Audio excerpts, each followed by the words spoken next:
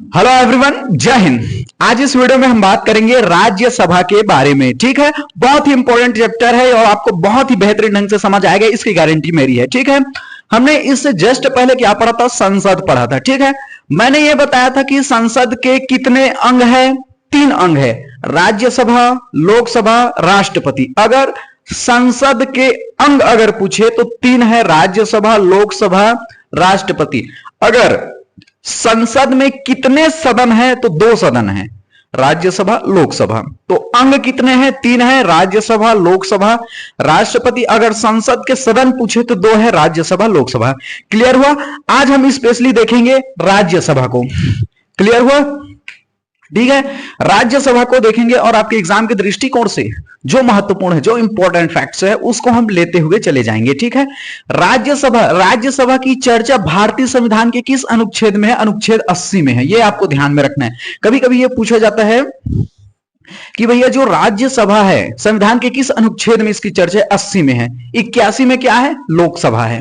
तो अभी हम फिलहाल जो है राज्यसभा को देखेंगे। ठीक है, चलिए देखते हैं। भारत की जो राज्यसभा है यह इंग्लैंड के हाउस ऑफ लॉर्ड्स और अमेरिका के सीनेट से प्रभावित है।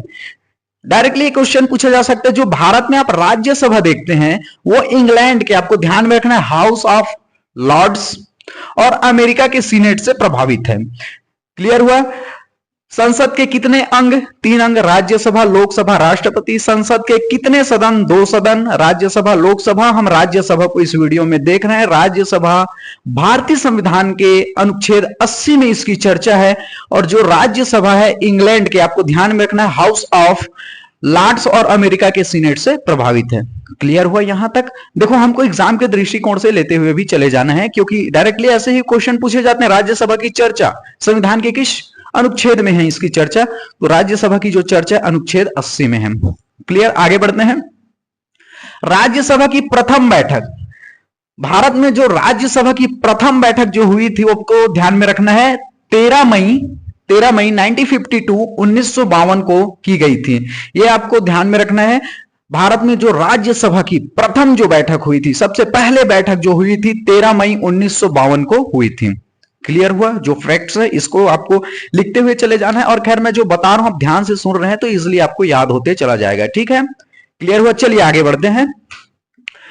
राज्यसभा की सदस्यों की आयु एवं योग्यता उच्च होने के कारण इसे उच्च सदन कहते हैं। That is most most most important. आपको डायरेक्टली उच्च सदन है ऐसे करके आपको ऑप्शन दे दिया जाता है, लोकसभा, राज्यसभा, और आपको दे दिया जाएगा। तो अगर आपको पूछा जाए कि उच्च सदन किसे कहते हैं तो राज्यसभा को कहते हैं, और निम्न सदन किसे कहते हैं? लोकसभा को कहते हैं। समझ आया? तो यहां पर राज्यसभा कर रहे हैं तो राज्यसभा को हम डिटेल में देखते चले जाएंगे। तो उच्च सदन किसे कहते हैं? तो राज्यसभा को कहते हैं। उच्च सदन इसे इसलिए कहते हैं क्योंकि राज्यसभा में आप देखेंगे बहुत ही उम्र में तो अच्छे बड़े होते हैं। पहली बात तो यहां पर एक्सपीरियंस लोग बैठते हैं, बहुत ही अनुभवी लोग बैठते हैं, इसलिए उसे उच्च सदन कहते हैं राज्यसभा को। क्लियर हुआ? राज्यसभा को कौन सा सदन कहते हैं? उच्च सदन कहते हैं। और निम्न सदन लोकसभा को कहते हैं। ठीक है, तो आपको ध्यान में रखना है, यहां पर जो सदस्य, राज्यसभा के जो सदस्य होते हैं उनकी आयु जो है अधिक होती है, यह आपको ध्यान में रखना है। इनकी योग्यता, एक्सपीरियंस बहुत होते हैं। जैसे आप देखेंगे राज्यसभा में जो 12 मनोनीत सदस्य जो राष्ट्रपति यहां पर मनोनीत करते हैं, राज्यसभा में जो साहित्य, कला, समाज सेवा में एक्सपीरियंस रहते हैं, जैसे कोई खेल जगत में बहुत एक्सपीरियंस है, जैसे सचिन तेंदुलकर को राज्यसभा का सांसद बनाया गया था, तो यहां पर इनकी योग्यता भी बहुत हाई लेवल पर होती है। कोई साहित्य में एक्सपर्ट है, बहुत अपने जिंदगी के बहुत समय दिया साहित्य में, उसे राष्ट्रपति मनोनीत कर देते हैं राज्यसभा में, आओ भैया आप सांसद बनो राज्यसभा के। इस ऐसी योग्य, कोई कला के क्षेत्र में एक्सपर्ट है, कोई साइंटिस्ट है, कोई विज्ञान के क्षेत्र में बहुत एक्सपर्ट है, 70 साल 60 साल हो गया है उन्होंने उस फील्ड को दिया है, तो राष्ट्रपति क्या करता है, आइए भैया आप राज्यसभा के सांसद बनिए। और राज्यसभा के सांसद बनने के बाद जो जिस फील्ड से आप आए हुए हैं, चाहे साहित्य, कला, विज्ञान क्षेत्र, उस फील्ड को आप जो है और बेहतर बनाइए सांसद के तौर पर यहां पर बैठ करके। ठीक है, तो राज्यसभा को क्या बोला जाता है? उच्च सदन बोला जाता है। क्लियर हुआ? चलिए आगे बढ़ते हैं। यह स्थायी सदन है। देखो, आपको ध्यान में रखना है, राज्यसभा उच्च सदन है, बिल्कुल सही बात है। यह स्थायी सदन है। स्थायी सदन का मतलब यह होता है कि यह कभी भंग नहीं होता, भंग खत्म नहीं होता। जैसे आप देखेंगे लोकसभा को अस्थायी सदन कहते हैं और इसको स्थायी सदन बोलते हैं। लोकसभा को अस्थायी सदन इसलिए बोलते हैं भैया उसमें अगर बहुमत खत्म हुई तो सरकार खत्म हो जाती है। समझ आया? आपको पता है, मैंने पूरे डिटेल में बता दिया बहुमत की सरकार कैसे बनती है, गठबंधन की सरकार कैसे बनती है, लोकसभा कैसे भंग होता है, पूरा बता दिया है मैंने। लोकसभा जो है भंग हो जाता है, बहुमत उसमें खिसकी भैया सरकार खिसक गई, भंग हो जाता है। इसलिए लोकसभा को क्या बोला जाता है? अस्थायी सदन बोला जाता है। लेकिन राज्यसभा भंग नहीं होता है, इसलिए इसको क्या बोला जाता है? स्थायी सदन बोला जाता है। क्लियर हुआ? स्थायी सदन कभी ना भंग होने के कारण इसे क्या कहते हैं? स्थायी सदन कहते हैं। यह आपको ध्यान में रखना है। अगर आपसे पूछे उच्च सदन किसे कहते हैं? राज्यसभा को बोलते हैं। स्थायी सदन किसे बोलते हैं? तो राज्यसभा को बोलते हैं, क्योंकि यह कभी भंग नहीं होता। इसे विशेषज्ञ सदन भी बोलते हैं। मैंने अभी अभी जस्ट ये बताया कि जो 12 सदस्य होते हैं उसे राष्ट्रपति अपने मन से जो है राज्यसभा के सांसद बनाते हैं।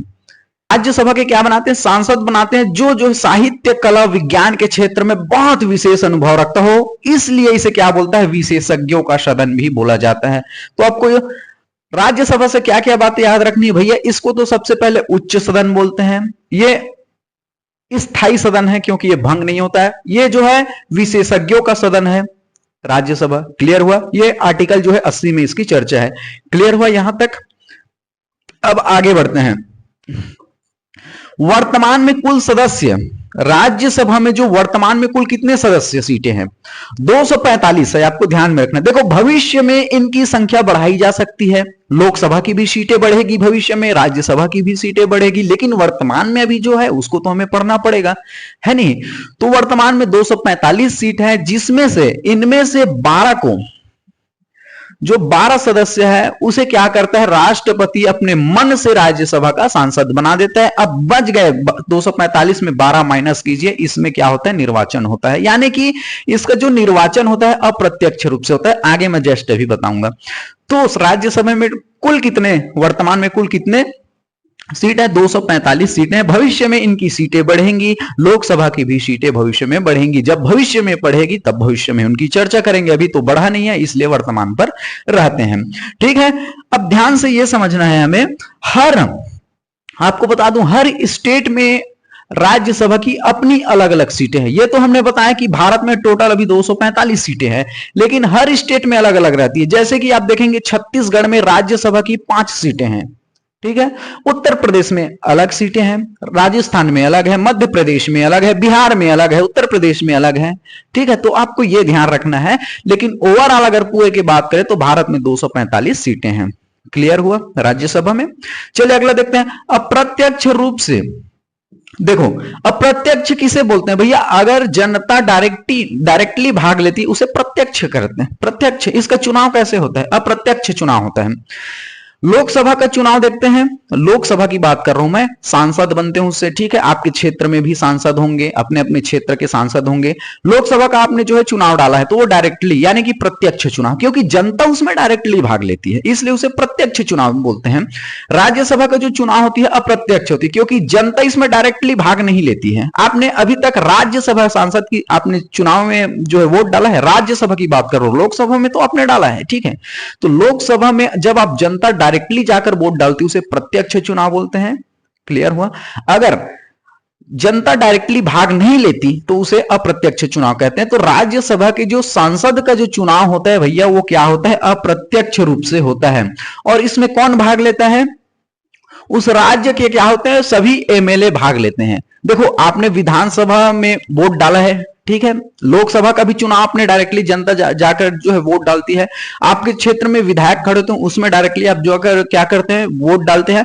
आप जो है आपके द्वारा जो विधायक चुने हुए हैं, आपने जिसको अपना विधायक बनाया है, वो जो है राज्यसभा के सांसद के चुनाव में भाग लेते हैं।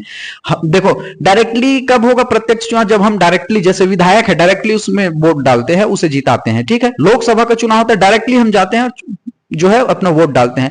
लेकिन यहां पर राज्यसभा के जो चुनाव में, राज्यसभा सांसद के चुनाव में क्या है? हम जिसे विधायक बनाए हैं वो जाकर जो है वहां पर मतदान करता है। ठीक है, तो हम तो डायरेक्टली भाग नहीं ले रहे, हमारे द्वारा जो विधायक बनाए हुए वो जाकर सांसद के चुनाव में भाग लेते हैं, इसलिए इसे अप्रत्यक्ष चुनाव कहते हैं। क्लियर हुआ यहां तक कि भैया इसके कितने सदस्य हैं, हर स्टेट में अलग अलग अपनी क्या है राज्यसभा सीटें हैं, इसमें जनता डायरेक्ट भाग नहीं लेती है, बल्कि उस राज्य की जितने भी विधायक होते हैं वो जो है जाकर क्या करते हैं, चुनाव में भाग लेते हैं। क्लियर हुआ यहां तक, पूरे पॉइंट आपको समझ आ रहा होगा ऐसा मैं आशा करता हूं। और इससे क्वेश्चन पूछे जाते हैं, डायरेक्टली क्वेश्चन ये पूछे जाते हैं कि उच्च सदन किसे कहते हैं, राज्यसभा भंग न होने के कारण इसे कौन सा सदन बोलते हैं, स्थायी अस्थायी कौन सा सदन बोलते हैं, स्थायी सदन बोलते हैं। ठीक है, इसमें राज्यसभा में जो कितने राज्यसभा में कितने सदस्यों को जो है राष्ट्रपति जो है मनोनीत करता है, 12 सदस्यों को मनोनीत करता है, ऐसा आपको ध्यान में रखना है। ये किस अनुच्छेद में इसकी चर्चा है, 80 में इसकी चर्चा है। ठीक है, और मैं जितने भी टॉपिक कराता हूं पूरे पूरे कंप्लीट मटेरियल रहते, इसके लिए आप बेफिक्र रहिए और ईमानदारी से आप मेरी वीडियो देख रहे हैं तो आपको 110% समझ आएगा, इसकी भी गारंटी मैं दे सकता हूं आपको, बशर्ते आप ध्यान इधर उधर मत रखिए। जब पढ़ाई करने आप बैठे हैं तो ईमानदारी से वीडियो पर कंसंट्रेट कीजिएगा। ओके, चलिए अगला देखते हैं। सदस्यों का कार्यकाल 6 वर्ष का होता है। डायरेक्टली क्वेश्चन पूछे जाते हैं, राज्यसभा सदस्यों का कार्यकाल कितने वर्ष का होता है, 6 वर्ष का होता है। क्लियर हुआ, राज्यसभा सदस्यों का कार्यकाल कितने वर्ष का रहता है, आपको ध्यान में रखना है, सदस्यों का कार्यकाल 6 वर्ष का होता है। और इसमें अब ध्यान देना है कि राज्यसभा के 1/3 सदस्य जो है क्या है, प्रत्येक 2 वर्ष में सेवानिवृत्त हो जाते हैं। अब ध्यान से समझना है इसको, ये लाइन को मैं थोड़ा सा आपको समझा देता हूं। ठीक है, देखो राज्यसभा का जो सदस्यों का कार्यकाल कितना रहता है, 6 वर्ष होता है। स्टेटमेंट में क्वेश्चन पूछे जाते हैं, कभी कभी आप देखना पॉलिटी या कॉन्स्टिट्यूशन के आप क्वेश्चन देखेंगे हमेशा स्टेटमेंट में पूछे जाते हैं। राज्यसभा में कार्यकाल कितने, 6 वर्ष का होता है। राज्यसभा अस्थायी सदन है, राज्यसभा को उच्च सदन कहते हैं। ऐसा आपको घुमा फिरा कर दिया जाता है, आपको कॉन्सेप्ट अगर क्लियर रहेंगे तो नहीं फंसेंगे। आजकल तो बहुत ही जटिल तरह से स्टेटमेंट में क्वेश्चन पूछा जाता है, ए बी सही है कि नहीं है, ए बी सही है लेकिन सी सही नहीं है, ऐसा आपको कथन में पूछा जाता है। तो इसलिए कॉन्सेप्ट आप क्लियर रखिए, आपको कोई डाउट नहीं होगा। और रही बात अगर एग्जाम में तो लिमिटेड सीट होते हैं वो अलग बात है, यूपीएससी जैसे, सीजीपीएससी या स्टेट पीएससी जैसे में तो धांधली हो रही है, नीट के एग्जाम में धांधली हो रही है, लिमिटेड सीट होते हैं, इसलिए आपको हताश निराश नहीं होना है। इस यूपीएससी या सीजीपीएससी की तैयारी करने पर मैं हमेशा ये बोलता हूं कि आपकी जो समझदारी में विकसित होगा, जो आप एक आपके दिमाग में जो मैच्योरिटी होगी, दुनियादारी की समझ होगी, देश दुनिया की जो समझ होगी, वो आपको परिपक्व बनाएगा। सीट तो लिमिटेड है यार, अगर 100 सीटें हैं, 10 लाख फॉर्म फिलअप कर रहे हैं तो स्वाभाविक सी बात है 100 लोगों का ही होगा। बाकी जो लोग अगर ईमानदारी से करते हैं तो आप एक परिपक्व इंसान होंगे। मैं हमेशा ये बोलता हूं और खान सर भी ये बात बोलते हैं कि अगर आप सीजीपीएससी, यूपीएससी, स्टेट पीएससी की तैयारी करते हैं तो वहां पर कुर्सी पे बैठा कलेक्टर और आप में कोई अंतर नहीं होगा, सिर्फ कुर्सी का अंतर होगा, क्योंकि जिस किताब को पढ़कर वो कलेक्टर बना है उसकी भी आपको समझ जानकारी, पूरा परिपक्व है, पूरा मैच्योर है आप दिमाग को लेकर, कोई आपका शोषण नहीं कर सकता। आप समझदार व्यक्ति, हर चीज का एनालिसिस कर सकते हैं, आप में तर्क संगत विकसित हो जाएगी, दुनिया देश दुनिया को समझने की आपके पास ताकत आएगी, पूरे देश का हर चीज को। कौन बोलता है कि पढ़ाई की, ऐसे ऐसे बेवकूफ इंसान होते हैं जो ये बोलते हैं कि हमें पढ़ा, हमारा आज तक काम नहीं आ रहा। बेवकूफ हो तुम, कैसे काम नहीं आ रहा है?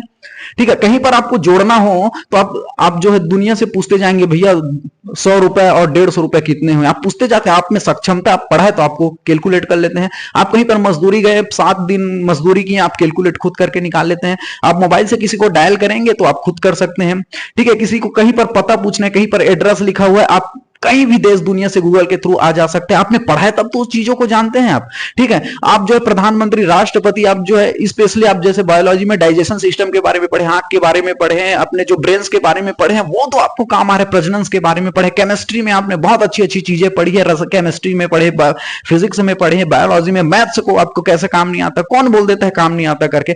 आप अपने आप को देखिए, अभी आप में वो संपदा है, वो धन है, आप पढ़ करके कि एक अनपढ़ व्यक्ति को तुलना कीजिए और अपने आप में तुलना कीजिए, आप जो है अपने आप में निर्भर हैं। और हाँ, आप अपने आप को बेरोजगार से लेकर तुलना कर सकते हैं कि हम बेरोजगार हैं, लेकिन इसकी जिम्मेदार भी आप हैं। पूछिए क्यों? आज आपके पास वो हर सुविधा है, आपके हाथ जेब में पूरा संसार है, यानी मोबाइल में सारी वर्ल्ड आपके हाथ पर है, फिर भी आप ये बता दीजिए आपके पास कोई स्किल है? अगर स्किल है तो आपके पास कोई ऐसा प्रबंधन है, कि ऐसा दिमाग है कि उसको स्टार्टअप किया जा सके। अरे भैया, दुनिया का हर आदमी जीरो से स्टार्ट होता है। आप अपने आप को सिर्फ बेवकूफ बनाते हैं, अपनी कमियों को जो है अपने अपने कमियों को छिपाने के लिए आप बोलते हैं कि हमारे पास ये सुविधा नहीं है, हमको ये है वो। बेवकूफ आदमी ही सिर्फ बहाना बनाता है, याद रखिएगा इस बात को। आपके जैसे लाखों आदमी जो जीरो से स्टार्ट किए, कहां से कहां पहुंच गया। और रही बात हमारा A B square C square, हमारा गणित का काम ही नहीं आया। बेवकूफ हो क्या तुमको क्या पता रहेगा? तुमको सिर्फ ये पता नहीं है कि उसका उपयोग कहां हो रहा है। हर जगह उनका उपयोग हो रहा है, ठीक है। ट्रिकोनोमेट्री का कैसे उपयोग नहीं हो रहा है, ठीक है। आयत का, वृत्त का कैसे उपयोग नहीं हो रहा है, आप टाइम एंड स्पीड का कैसे उपयोग नहीं हो रहा है। हर जगह चक्रवृद्धि ब्याज, लाभ हानि, प्रॉफिट और लॉस का कैसे उपयोग नहीं हो रहा है। आप कैसे बोल देते हैं इस चीज को कि हमने गणित पढ़ा, हमारा काम ही नहीं आया। बेवकूफ की तरह बात करते हो, आपको पता नहीं है कि आपको कहां पर यूज होता है। आप अपने आप की कमजोरी ढूंढिए, समझ गए।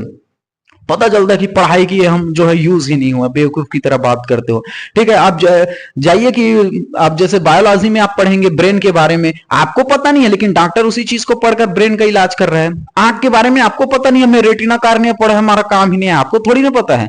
आपको पता होता तो ऐसी बात बोलते नहीं। जो पढ़े लिखे डॉक्टर से आप जाकर पूछे, वहां पर उसके इलाज कर रहे हैं। ब्रेन के बारे में, हड्डीज के बारे में आपने नहीं पढ़ा है, ठीक है। आपने प्रॉफिट एंड लॉस के बारे में नहीं पढ़ा है। देखिए वो जो है कैलकुलेट कर रहे हैं, बड़े बड़े सीए जो है प्रॉफिट लॉस निकाल रहे हैं। चक्रवृद्धि ब्याज, साधारण ब्याज, आप जाइए फाइनेंस कंपनी में कैसे ब्याज निकाल रहे हैं, वहां पर उसका काम आ रहा है। आपको पता नहीं है कि कहां पर यूज होता है इसका। बेवकूफ की तरह बात करते हैं कि हमारा काम ही नहीं आया।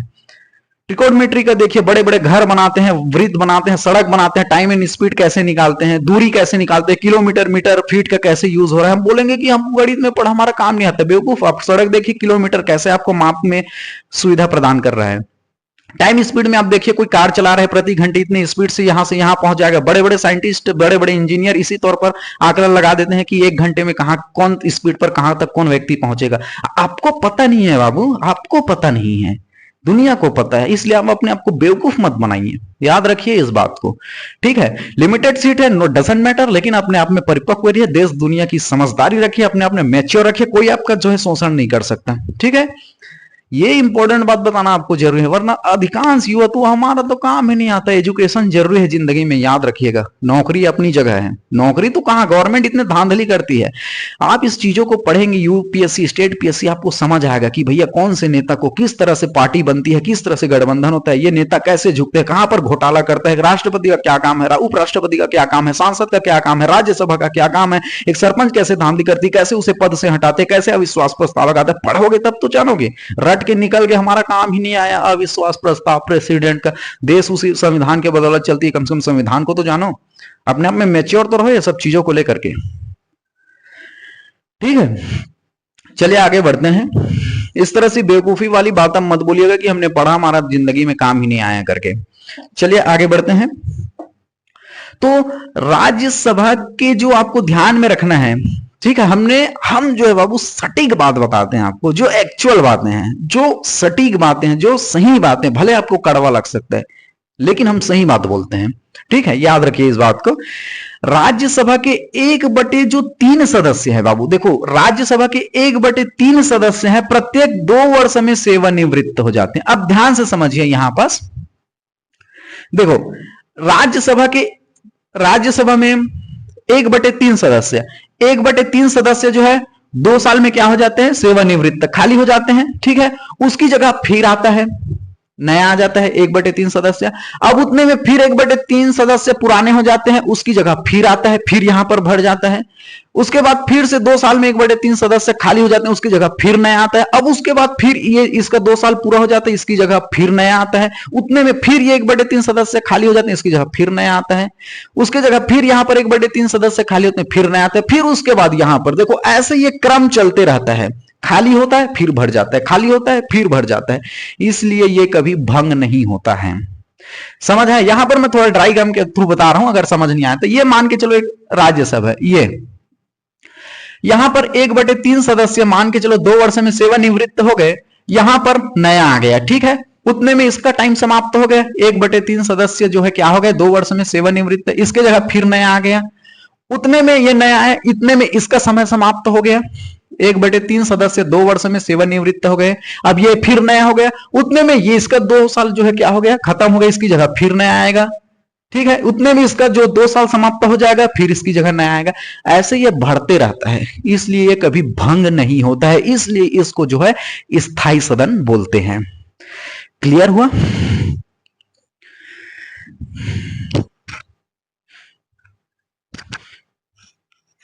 याद रखिए बाबू, जिंदगी में आपको मेहनत करते रहना है, मेहनत करते रहना है। जल्दी जो है आप आशा मत रखिए, उम्मीद मत रखिए कि जल्दी मुझे सफलता मिल जाएगी।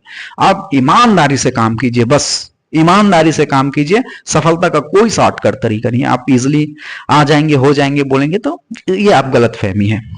ठीक है, तो राज्यसभा के 1/3 सदस्य हर 2 साल में सेवानिवृत्त हो जाते हैं। क्लियर हुआ? कैसे ये आते रहता है, खाली होते रहता, आते रहता है, खाली होते रहता, पता चला, इसलिए कभी भंग नहीं होता। खाली हुआ फिर आ गया, उतने में 2 साल इसका समाप्त हुआ, उसकी जगह फिर आ गया। ठीक है, ये इसका 2 साल हुआ, उसकी जगह फिर नया आ गया, फिर वो जो उनका वो 2 साल कंप्लीट हुआ, उसकी जगह फिर नया आ गया। ऐसे करके ये जो है 1/3 सदस्य हैं, आपको ध्यान में रखना है, हर 2 साल में सेवानिवृत्त हो जाते हैं। चल ठीक है, अगला देखते हैं। जो भारत का जो नागरिक होना चाहिए, राज्यसभा में अगर सांसद आपको बनना है तो भैया वो भारत का नागरिक होना चाहिए। ऐसा नहीं कि पाकिस्तान चाइना का आदमी आ गया यहां पर सांसद बन गया, ऐसा नहीं होना चाहिए, भारत का नागरिक होना चाहिए। क्लियर हुआ? कोई लाभ के पद पर नहीं होना चाहिए, गवर्नमेंट ऑफिसर नहीं होना चाहिए, सरकारी नौकरी पर नहीं होना चाहिए, पागल या तो दिवालिया नहीं होना चाहिए, और उनकी उम्र जो है 30 वर्ष होनी चाहिए। ठीक है, पता चला कि 20 साल के हमको बोलो, 20 साल के हो और बोलोगे कि हम राज्यसभा का सांसद बनना है, तो ऐसा नहीं, आपको 30 साल होना चाहिए, 30 साल से ऊपर आप हो सकते हैं तो अच्छी बात है, 35 के हो गए तो भी ठीक बात है, 40 के हो गए तो भी ठीक बात है, लेकिन 3 साल से कम नहीं होना चाहिए। ठीक है, चलिए अगला देखते हैं। राज्यसभा में आपको ध्यान में रखना है अनुच्छेद 249, आपको ध्यान में रखना है अनुच्छेद 249 249, राज्यसभा के प्रस्ताव पर ही, याद रखना, राज्यसभा के प्रस्ताव पर ही संसद जो है राज्य सूची के विषय में कानून बना सकती है। देखो, राज्य सूची के विषय में कानून कौन बनाती है?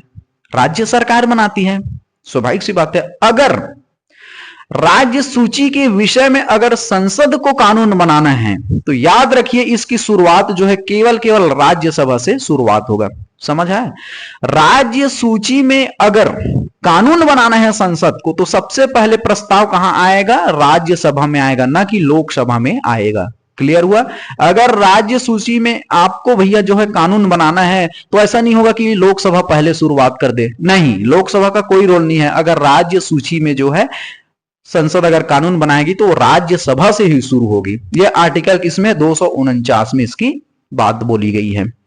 अगर राज्य सूची के विषय में संसद कानून बनाएगा तो भैया सबसे पहले प्रस्ताव राज्यसभा लाएगी, सबसे पहले राज्यसभा लाएगी, लोकसभा का कोई रोल नहीं है। अगर संसद जो है राज्यसभा में कानून, राज्य सूची में कानून बनाएगी तो सबसे पहले राज्यसभा ही प्रस्ताव लाएगा। क्लियर हुआ? इस बात की जो चर्चा 249 में है। ठीक है, अगला देखते हैं 312, आर्टिकल 312। अगर संसद में नई अखिल भारतीय सेवा गठित करनी है, अब ध्यान से समझना है। जैसे अखिल भारतीय सेवा कौन से? आईएएस आप देखते हैं, कलेक्टर, आईपीएस, आईएएफएस, ये सब क्या है? अखिल भारतीय सेवा है। अगर इसी तरह की और सेवा गठित करनी है, नया गठित बनाना है, नई नौकरी बनानी है जो इंडिया स्तर पर हो, नहीं अखिल भारतीय सेवा पर हो, तो भैया अगर बनाना हो तो राज्यसभा ही प्रस्ताव लाएगी, ना कि लोकसभा पहले प्रस्ताव लाएगी। समझ आया? जैसे अखिल भारतीय सेवा, आईएएस, आईपीएस जैसे और नई नौकरी निकालनी है, उसी लेवल की नौकरी निकालनी है, नया गठित करना है नौकरी, तो क्या करेगा? सबसे पहले क्या करेगा भैया? राज्यसभा जो है प्रस्ताव लाएगा, ना कि लोकसभा लाएगा। याद आया? समझ आया? ये आर्टिकल किसमें? 312 में है। समझ आया? अब बोलोगी आईएएस की तरह और 2-4 जो है ऐसी नौकरी आती आईएएस के लेवल, तो उसे बनाएगा कौन? ऐसी नौकरियों को बनाएगा कौन? सबसे पहले राज्यसभा में प्रस्तुत होगा। याद रखिए, सबसे पहले राज्यसभा में प्रस्तुत करेगा। समझ आया? राज्यसभा की ये शक्तियां हैं। समझ आ रहा है? ठीक है, चलिए अगला देखते हैं। अगर उपराष्ट्रपति को उसके पद से हटाना है, ठीक है, उस पर महाभियोग लगाना है, तो सबसे पहले प्रस्ताव कहां लाएगा भैया? राज्यसभा में लाएगा। वाइस प्रेसिडेंट की बात कर रहा हूं मैं।